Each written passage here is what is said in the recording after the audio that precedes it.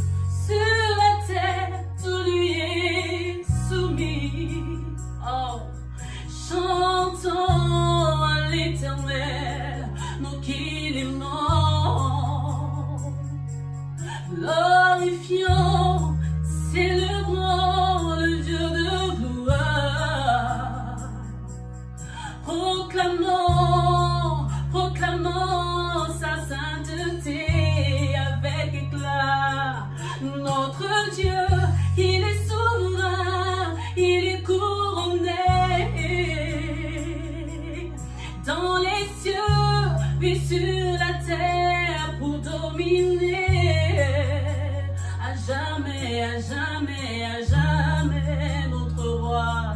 Il est digne de recevoir nos acclamations. Est-ce que tu peux l'acclamer avec moi en cet instant? Est-ce que tu peux pousser des cris de joie en cet instant? Là où tu es, proclame-le, atteste-le, exalte-le, proclame-le, que tout ton être le déclare, que tout ton être le reconnaît, que Jésus-Christ est fidèle, que Jésus-Christ est fidèle, que Jésus-Christ ne change pas, il ne change pas, il ne change pas. Il ne change pas, il n'a ni ombre de variation ni d'injustice. Le Dieu que nous adorons s'appelle le Christ ressuscité. Le Dieu que nous célébrons, il a dit qu'il n'a point changé, il est le même. Jésus-Christ est le même, celui qui te couvre par ses ailes, celui qui te garde dans ses bras d'amour. Il s'appelle Je suis, il s'appelle Je suis. Celui qui détient nos vies entre ses mains, celui qui tient le monde entre ses mains, celui qui tient nos destinées entre ses mains, celui qui tient l'église entre ses mains, il s'appelle Je suis, oh, il s'appelle l'Alpha, hey, il s'appelle Emmanuel, Dieu parmi ton nom Emmanuel. Aujourd'hui encore, tu nous fais entrer dans ta présence. Tu nous admets dans ta présence, c'est un privilège. C'est un privilège de t'adorer, d'être accepté dans ta maison, d'être accepté dans ta maison, dans ta présence, plus qu'un enfant, plus qu'un fils, plus qu'une fille, mais en tant qu'épouse, en tant qu'église, c'est un privilège.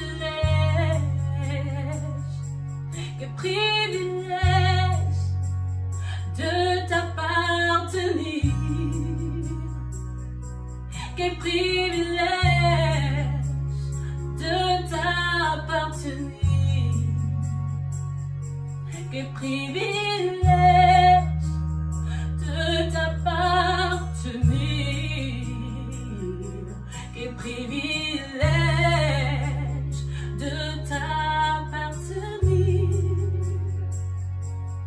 Notre Dieu souverain, il est couronné pour l'éternité dans les cieux, plus haut, plus haut.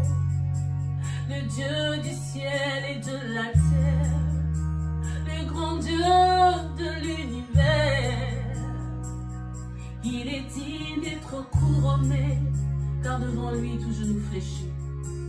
Tout genou fléchit devant lui, tout genou fléchit devant lui, toute puissance fléchit devant lui, toute autorité fléchit devant lui, toute maladie fléchit devant lui, toute pandémie fléchit devant lui, toute pathologie, toute anomalie, toute maladie, tout fléchit devant lui, tout fléchit devant lui, car nul ne peut se tenir devant lui. Alors si nous sommes en lui, si nous sommes avec lui et pour lui, nul ne se tiendra devant lui, parce que nous sommes le reflet de sa gloire, tel qu'il est, tel que nous sommes. Tel qu'il est, tel nous sommes. Nous sommes des Christ sur terre. Nous sommes des témoins de Christ sur terre. Des ambassadeurs de Christ sur terre. Nous sommes l'épouse du Christ. Alors lorsque le cœur de l'épouse vibre pour son époux, toutes ses pensées sont focalisées vers celui-ci. Ses regards sont fixés vers celui que son cœur aime. Alors, est-ce que ton cœur vibre pour le Seigneur aujourd'hui? Est-ce que ton cœur vibre pour lui aujourd'hui? Si ton cœur vibre pour lui, Laisse encore ton cœur, s'exprimer. Laisse ton cœur s'exprimer. Parce que nous sommes de lui. Nous sommes en lui, nous sommes pour lui. Et nous sommes remplis de lui. Si le monde est rempli par la peur, par la terreur, nous, nos cœurs sont remplis d'amour. Remplis d'amour pour le roi des rois. Est-ce que tu peux acclamer le Seigneur là où tu es? Sois béni richement, abondamment, au-delà de ce que tu peux penser ou imaginer. Nous bénissons le Seigneur pour ces moments passés en sa présence. Je te bénis là où tu es, toi qui as pu participer à ces temps. Ces temps de célébration, de contemplation. De seul à seul, de cœur à cœur, dans le secret. Que le Seigneur te bénisse et qu'il te fortifie encore. Shalom à vous. Alléluia. Oh, merci Seigneur, Dieu Tout-Puissant. Merci pour l'amour que tu nous accordes, pour la grâce, pour ce privilège, oh Dieu, que tu nous donnes, Seigneur, ce matin. Merci encore une fois de plus, Seigneur, pour la vie que tu nous accordes, oh Dieu. Car les jours qui s'ajoutent pour nous, c'est une grâce que tu nous accordes. Oh Seigneur, est-ce que ton nom soit glorifié dans nos vies ce matin. Seigneur, nous te bénissons, nous voulons te rendre un culte agréable. Alléluia, un culte agréable à toi seul, oh Dieu. Sois béni ce matin, Seigneur. Sois glorifié ce matin. Merci, Seigneur Jésus. Oh, alléluia. Alléluia. Amen. Jésus, merci. Que la paix et la grâce de Christ vous soient accordées ce matin. Nous bénissons l'Éternel, Dieu, ce matin pour ce culte agréable. Et nous voulons lui rendre gloire. Et très rapidement, nous allons développer notre croissance spirituelle dans le livre d'Ésaïe, chapitre 40, au verset 31. La Bible dit que mais ceux qui se confient en l'Éternel renouvellent leur force. Ils prennent le vol comme les aigles. Ils courent et ne se lassent point. Ils marchent et ne se fatiguent point. Parole de l'Éternel. Bien-aimé, je veux croire que cette parole est pour toi. Je veux croire que cette parole sera une véritable source de bénédiction et d'édification pour toi. La Bible dit que Dieu envoya sa parole et sa parole guérit. Je veux croire que cette parole va restaurer ton cœur. Je veux croire que cette parole va te fortifier encore davantage. Cette parole sera une source de régénération dans un domaine de ta vie ce matin. Que Dieu soit béni. Mais ceux qui se confient en l'Éternel renouvellent leur force. Bien-aimés dans le Seigneur, le monde est en train de changer. Et la face du monde change. Personne ne dira le contraire. À un certain moment de la vie, quand un homme est abattu, il cherche à s'y confier. À un certain moment de la vie, nous voyons certaines personnes désespérées pour leur avenir, se voir dans l'obligation de signer des pactes, des alliances, dans les occultismes et autres, voir les marabouts. Mais le privilège que nous avons, nous, enfants de Dieu, c'est que nous renouvelons notre force en l'Éternel. Et nous nous confions en lui. Or, la Bible dit que ceux qui se confient en l'Éternel ne seront jamais confus. Bien-aimés, à quel moment nous renouvelons notre force? Et pour quelle raison notre force doit être renouvelée? La Bible précise que ceux qui se confient en lui renouvellent leur force comme l'aigle. Comme l'aigle. Alléluia. Bien-aimés dans le Seigneur, ce passage a été une véritable source d'inspiration pour moi Pourquoi Dieu désire nous renouveler, nous régénérer? Assurément, il y a une raison à cela. Et Dieu prend l'exemple de qui? De l'aigle. Nous savons que l'aigle fait partie de 4 faces des dieux. Nous savons que Matthieu, par exemple, présente Jésus-Christ comme étant le roi de Lion. Nous savons aussi que Marc présente Jésus-Christ comme étant une brebis, le serviteur. Luc présente Jésus-Christ comme étant le fils d'Adam, c'est-à-dire le fils de l'homme. Et Jean présente Jésus-Christ comme étant l'aigle, le roi des rois, le Dieu divin. C'est pourquoi nous voyons dans les livres de Jean, c'est l'unique livre où Jésus-Christ s'exprime le plus en disant « Je suis le chemin, je suis la vie, je suis la résurrection ». L'aigle a une certaine durée de vie. Et à un certain moment, il doit aller se réfugier. Or, Job nous dit ceci, que l'aigle, nous pouvons lire d'ailleurs dans les livres de Job au chapitre 39, verset 31, la Bible nous dit que c'est dans les rochers qu'il habite et qu'il a sa demeure. C'est dans les rochers qu'il habite, qu'il a sa demeure. Qui? L'aigle.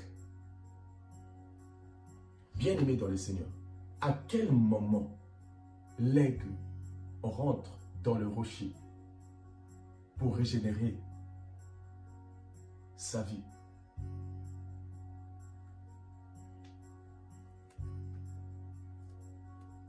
Déjà ce matin, en méditant cette parole, Dieu m'a conduit encore dans le livre d'Ésaïe, toujours, dans le livre d'Ésaïe, au verset 26, vous pouvez lire avec moi,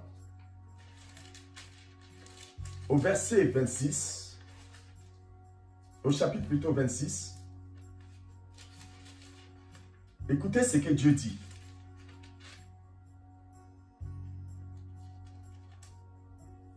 Va mon peuple, au verset 20, va mon peuple, entre dans ta chambre et ferme la porte derrière toi. Cache-toi pour quelques instants jusqu'à ce que la colère soit passée. Car voici l'Éternel sort de sa demeure pour punir les crimes des habitants de la terre. Et la terre mettra le sang à nu et ne couvrira plus le meurtre. Par ce texte, j'ai compris une chose, que le confinement est de Dieu. Dieu a permis ce temps de confinement. La Bible lui-même dit, il nous ordonne de s'enfermer, car l'Éternel sort de sa demeure pour aller conquérir, pour aller combattre. Souvenez-vous que le président de la République a dit que nous sommes en guerre contre un ennemi invisible. Or, nous savons tous que notre Dieu combat pour nous des combats visibles et invisibles. Bien-aimés, pendant ces temps de confinement, Dieu va travailler dans ta vie. Pendant qu'il combat pour toi, il te permet que toi tu sois enfermé dans le but de régénérer chaque domaine de ta vie afin que quand tu vas sortir, tu sors plus fort. Souvenez-vous que le diable ne s'avoue jamais vaincu. Après une défaite, il multiplie les efforts. C'est pourquoi Dieu te met en retrait pour te régénérer, pour que toi aussi tu sors plus fort. Revenons sur notre texte d'Ésaïe. La Bible dit que ceux qui se confient en l'Éternel régénèrent, renouvellent leur force. Or, je dis que l'aigle, à un certain moment de sa vie, à un certain moment, à une certaine durée de sa vie, après avoir utilisé tant de potentiel, mais il se voit dans l'obligation de se réfugier dans le rocher. Alors, nous avons dit tout à l'heure que c'est dans le rocher que l'aigle établit sa demeure. Or, David pouvait dire que l'Éternel est le rocher de mon salut. Je peux donc comprendre pourquoi Paul pouvait dire dans 1 Corinthiens chapitre 10 verset 4 que le rocher c'est Christ Jésus-Christ. C'est Christ, c'est Jésus-Christ. Alors, nous comprenons donc que nous nous réfugions en Christ qui est notre rocher. Mais quel est le but du renouvellement, de la régénération de l'aigle, bien-aimé dans le Seigneur? L'aigle, à une certaine durée de sa vie, se voit dans l'obligation de rentrer dans le rocher pour transformer sa vie, s'il veut vivre encore plus longtemps.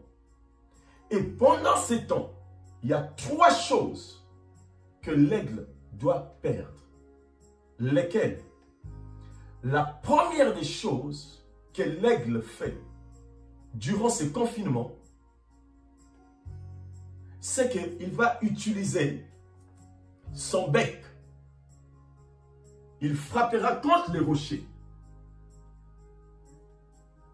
Et le bec sera brisé. Il va encore par la suite enlever par ses serres, ses ailes, le dépouillement. Les vieilles plumes tombent. Et par la suite, ces serres seront aussi transformées. 3 choses. Revenons sur ces 3 choses. Je pense qu'il y a un message divin qui se cache derrière. Nous pouvons donc comprendre pourquoi Dieu nous dit que ceux qui se confient en l'Éternel renouvellent leur force comme l'aigle. Si l'aigle perd ces 3 choses est tout simplement sont l'image de quelque chose. Nous savons que les serres servent à l'aigle de saisir, d'attraper son adversaire, son ennemi, sa proie. Et nous savons que son bec sert à manger la proie, à déchirer la proie, à dévorer la proie. Et les ailes, qui constituent les membres, servent à se protéger, à voler plus loin. Mais c'est l'image de l'exaltation. Or, qui dit exaltation, dit l'action d'élever et de porter à un plus haut niveau, à un plus haut degré, la gloire. La gloire de qui? La gloire de Dieu. Donc, ces 3 choses peuvent être l'image de la vie d'un chrétien.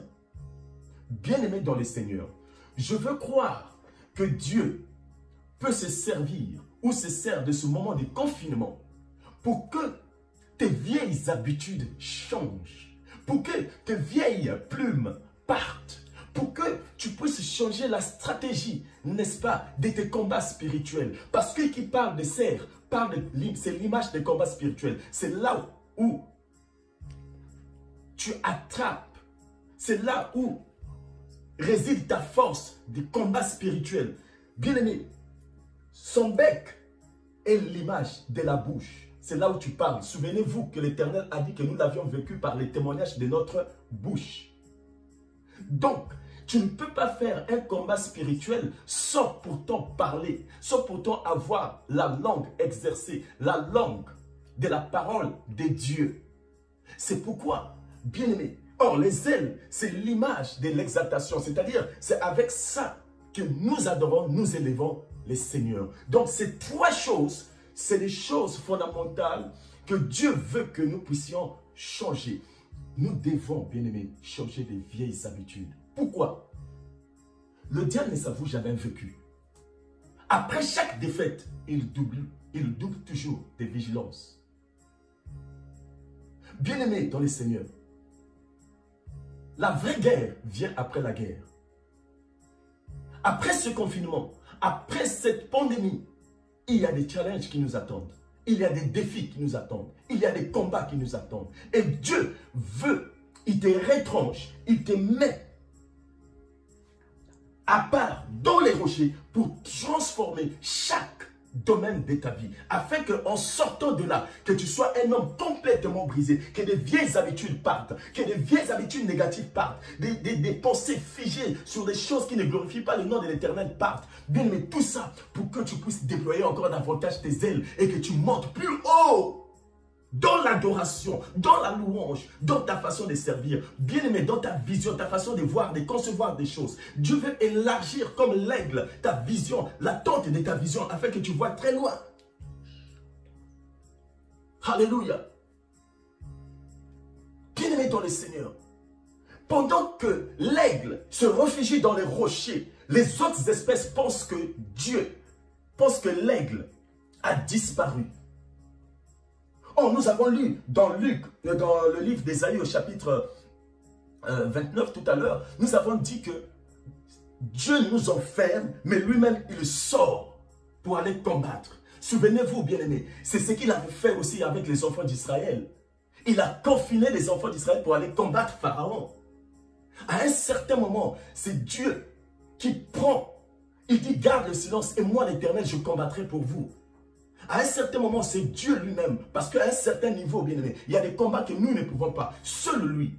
Mais après cela, la responsabilité nous reviendra. C'est pourquoi l'Église doit prendre sa part, doit comprendre que sa part de responsabilité est grande maintenant.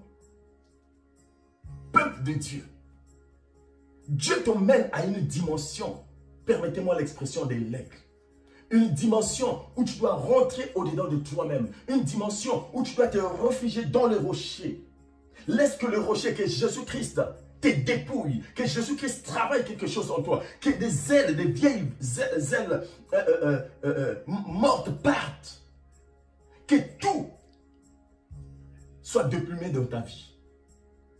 Je tiens ici un langage spirituel. Que ton bec change. Et que tes stratégies de combat spirituels qui sont l'image des cerfs changent également. Bien-aimé, le bec se trouve au niveau de la tête. La Bible dit que si la tête du corps est malade, le reste du corps sera malade. C'est pourquoi Dieu veut régénérer ta façon de voir les choses. Dieu veut régénérer ta façon de concevoir les choses. Dieu veut élargir ta vision. Dieu veut faire des choses. Tu dois changer. Tu dois voir des choses différemment. L'aigle, c'est l'unique oiseau qui résiste devant la tempête. Par quel moyen résiste quand il y a la tempête? C'est quand il déploie ses ailes. Bien aimé, il y a des situations que hier tu ne pouvais pas. Mais Dieu te met en retrait pour que quand tu vas sortir, tu puisses maîtriser réellement les tempêtes qui se poseront dans ta vie. C'est pourquoi, à un certain moment, quand l'aigle sort, quand il est poursuivi par exemple par ses adversaires, la Bible nous dit, la Bible nous montre, et même dans les films documentaires, quand vous voyez, nous voyons que l'aigle vole plus haut. À quelle direction? La direction du soleil. Mais bien aimé, qui d'entre nous peut faire 2 ou 1 minute seulement en train de regarder le soleil? Tu ne pourras pas par tes yeux. Mais lui, l'aigle, il vole plus haut à la direction du soleil. Et ses adversaires s'arrêtent. Pourquoi s'arrête? Parce qu'il ne peut pas atteindre ce niveau. Mais pourquoi l'aigle va plus vers le soleil? La Bible nous dit que Jésus-Christ est le soleil de notre justice. Bien-aimé, au sortir d'ici, ton niveau doit changer. Ton niveau doit changer. Pourquoi? Dieu nous prend l'exemple de l'aigle. Pourquoi il dit que ceux qui se confient en lui renouvellent leur force comme l'aigle? Parce que l'aigle est l'unique animal, est l'unique oiseau qui, opère sur 3 dimensions. Dans les airs, sur la terre et sous les eaux. Ça veut dire que même si ta vie a été enfouie dans les eaux, même si ton destin a été scellé, je ne sais pas où, dans les eaux, tu as cette capacité d'opérer comme l'aigle pour aller arracher au moyen des serres, au moyen des ailes, au moyen de ton bec. Je tiens ici un langage spirituel. Tu as la capacité d'opérer sur la terre. C'est pourquoi il a dit que tout lieu où foulera la plante de nos pieds, Dieu te donne en possession. Tu as la capacité d'opérer au niveau des airs. C'est pourquoi Dieu te retranche dans les rochers. Qu'au nom de Jésus-Christ, qu'il te transforme, qu'il change ta vie, qu'il change, que les ailes, que les vieilles plumes partent, afin que tu ressors plus fort. Je disais que quand l'aigle s'est réfugié dans les rochers, les autres espèces pensent que l'aigle n'existe plus. Bien-aimés dans les Seigneurs, sans pourtant savoir que Dieu est en train de faire un travail dans la vie de l'aigle. Je veux croire que pendant que tu te réfugies dans les creux de sa main, réfugié dans les rochers qui est notre Seigneur Jésus-Christ, Dieu est en train de faire un travail remarquable dans ta vie. Il est en train de te dépouiller. Il est en train d'enlever tout ce qui est négatif dans ta vie. Il est en train de changer chaque domaine de ta vie. Il est en train, bien aimé, de changer. Alléluia. Afin que quand tu vas ressortir, tu sois un chrétien beaucoup plus déterminé, que tu sois une personne beaucoup plus motivée, que tu le sers davantage avec zèle, que tu sois différent des autres. Alléluia. Sois béni, bien-aimé. Je veux croire que ce message est pour toi ce matin. Je veux croire que c'est pour toi que Dieu a parlé. Nous devons être des chrétiens différents au sorti de ce confinement. Nous devons être des chrétiens différents au sorti de ce confinement. Et mon souhait le plus ardent est que ton langage change. Si l'aigle perd son bec en le frappant sur le rocher, bien-aimé dans le Seigneur, nous avons dit que le rocher c'est Jésus-Christ. Je prie que Christ mette sa parole dans ta bouche, afin que dans ta bouche, qu'il n'y ait plus de paroles négatives, mais plutôt que des paroles positives. Tu dois matin, midi, soir, confesser que des paroles positives dans ta bouche. Dire que je ne mourrai pas, je vivrai, je proclamerai la gloire de l'Éternel. Dire que oui, le bonheur et la grâce de l'Éternel m'accompagneront chaque jour dans ma vie. Alléluia. Oh, quand le diable avait tenté Jésus-Christ en lui disant « Adore-moi », Christ a répondu que tu adoreras seul l'Éternel, ton Dieu. Bien, mais nous devons avoir, n'est-ce pas, la parole avec nous. La parole nous permettra d'avoir des victoires avec des nouvelles stratégies, des serres que Dieu nous donnera. Oh, je bénis la parole de l'Éternel ce matin, car cette parole est pour nous, les enfants de Dieu. Bien-aimés, nous devons changer. Dieu veut nous emmener à une autre dimension. Dieu veut que nous soyons. C'est pourquoi Paul parle de la perfection de Christ. Il veut que nous soyons dans cette dimension des choses.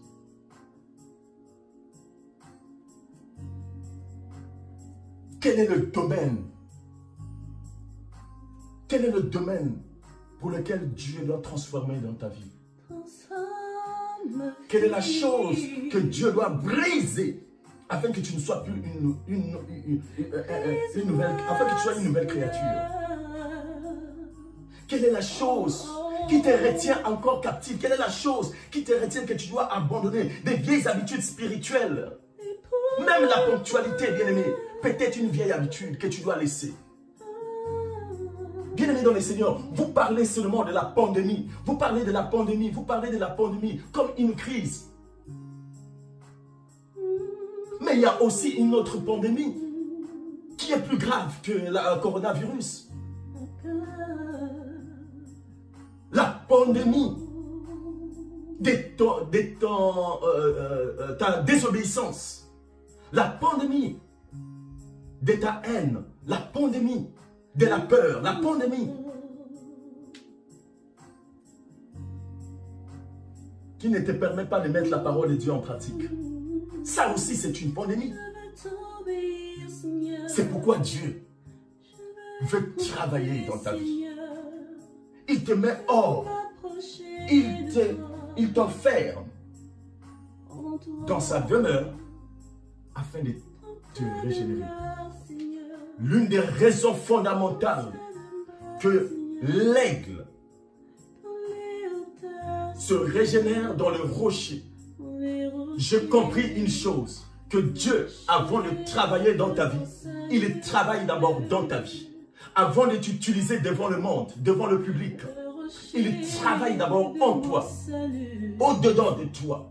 Avant que l'aigle sorte pour aller opérer encore dans de nouvelles dimensions, il a d'abord été travaillé dans les rochers. Bien aimé, tant que Jésus-Christ ne travaille pas dans ta vie, tant que Jésus-Christ ne fera d'abord pas un travail dans ta vie, tu seras un homme faible, tu seras un chrétien faible devant les hommes. C'est pourquoi il travaille d'abord au-dedans de toi. Il enlève d'abord ce qui ne glorifie pas son nom dans ta vie, afin que seul le nom de l'Éternel soit glorifié dans sa vie. Et quand tu vas sortir, tu seras un homme fort.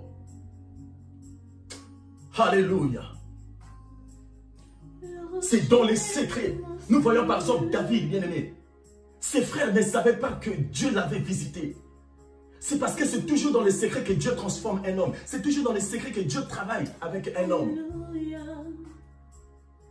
Qui de ses frères, Eliab et autres, savaient que David tuait les lions, l'ours quand il venait chercher les brebis? Personne. Tous étaient étonnés quand il est sorti devant Goliath et tué Goliath. C'est de cette façon que Dieu veut faire de toi. Il te met, il t'enferme dans les rochers. Il travaille, il brise tout ce qui est négatif dans ta vie. Il enlève des choses qui ne glorifient pas son nom. Il enlève. Que des vieilles plumes partent, tombent, qui n'ont plus de place dans ta vie. Des vieilles habitudes qui ne glorifient plus le nom de l'Éternel. Les vieilles habitudes charnelles qui luttent contre toi. La Bible nous dit que l'esprit a des désirs contraires avec la chair. Ce combat spirituel qui t'empêche, bien-aimé, ces choses qui t'empêchent de te lever, c'est ce que Dieu veut faire durant ce temps de confinement dans ta vie. Et tu es là, bien-aimé. Si tu reconnais que c'est à toi que Dieu est en train de parler, je veux que tu rentres au-dedans de toi-même. Je veux que tu pries vraiment l'Éternel, que tu demandes à Dieu d'enlever des vieilles plumes qui ne glorifient plus son nom. Les plumes, bien-aimés, j'ai dit que c'est l'image de l'exaltation qui va t'emmener à une dimension où tu vas encore élever davantage le nom de l'Éternel. Alléluia. Dieu doit mettre le rouleau de sa parole dans ta bouche afin que ton bec change. Dieu doit briser tes serres afin que tu changes des stratégies de combat spirituel. C'est pour toi que l'Éternel veut faire cela ce matin. Alléluia. Et c'est pour toi seul. Parce qu'au sorti d'ici, Dieu veut que tu reviennes à l'église plus déterminé, plus motivé, plus engagé pour la gloire de son nom. Ainsi, la victoire sera de notre côté. Ce matin, je prie que l'Éternel Dieu d'Israël transforme chaque domaine de ta vie. Que pendant ce temps de confinement, pendant ce temps qu'il t'a retranché dans sa demeure qui est le rocher, qu'il puisse travailler quelque chose en toi, qu'il puisse enlever des choses qui ne glorifient plus le nom de l'Éternel. Les choses dont tu es en train de lutter dans ta vie, que l'orgueil cesse. Oh bien-aimé, en ce temps de confinement, s'il y a une chose que nous les chrétiens, nous devons encore plus avoir, c'est l'humilité. Soyons humbles, bien-aimés. Que l'orgueil parte. Qu'il y ait plus d'amour en toi. Alléluia. Oh, je prie que Dieu t'emmène à une autre dimension, bien-aimé. Alléluia. Que l'Éternel t'emmène à une autre dimension. Que l'Éternel te bénisse ce matin. Je prie que Dieu Tout-Puissant Alléluia. Que cette parole soit vraiment comme étant une délivrance pour toi. Que Dieu délivre quelque chose en toi. Cette chose qui t'empêche de voir la gloire de l'Éternel. Alléluia. Que Dieu t'emmène, que Dieu t'emmène, que Dieu t'emmène. Continue à prier, continue à élever ta voix. Alléluia. Réclame que Dieu brise quelque chose de négatif en toi. Que Dieu brise, que Dieu t'enlève l'orgueil, que Dieu t'enlève la colère, que Dieu t'enlève des choses qui ne glorifient plus ton nom. Les désirs de la chair, les désirs charnels. Que Dieu enlève des pensées négatives, des pensées qui sont figées en toi. Que Dieu enlève cela dans les rochers afin que tu sois une personne nouvelle. Paul pouvait dire, ce n'est plus moi qui vis, c'est Christ qui vit en moi. Cette parole doit s'accomplir dans ta vie. Que Dieu vous bénisse. Alléluia.